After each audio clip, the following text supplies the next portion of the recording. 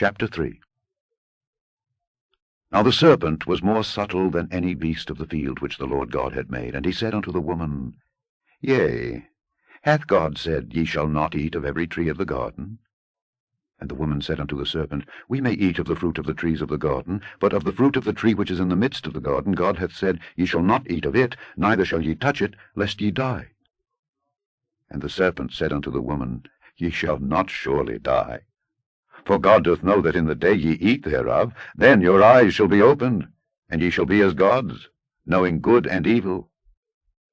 And when the woman saw that the tree was good for food, and that it was pleasant to the eyes, and a tree to be desired to make one wise, she took of the fruit thereof, and did eat, and gave also unto her husband with her, and he did eat.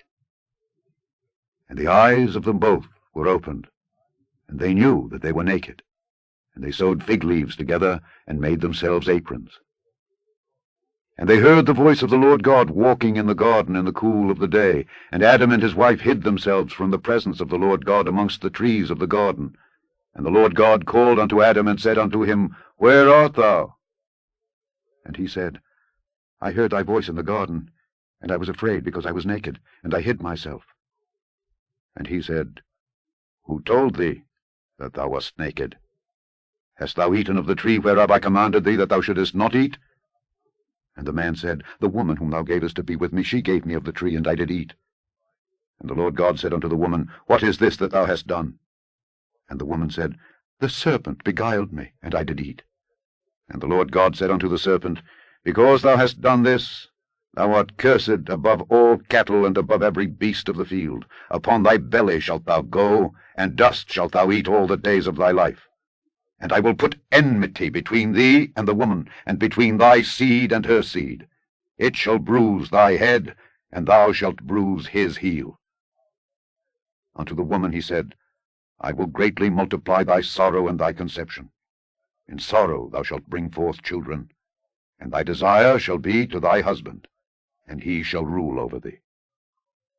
And unto Adam he said, Because thou hast hearkened unto the voice of thy wife, and hast eaten of the tree of which I commanded thee, saying, Thou shalt not eat of it, cursed is the ground for thy sake. In sorrow shalt thou eat of it all the days of thy life.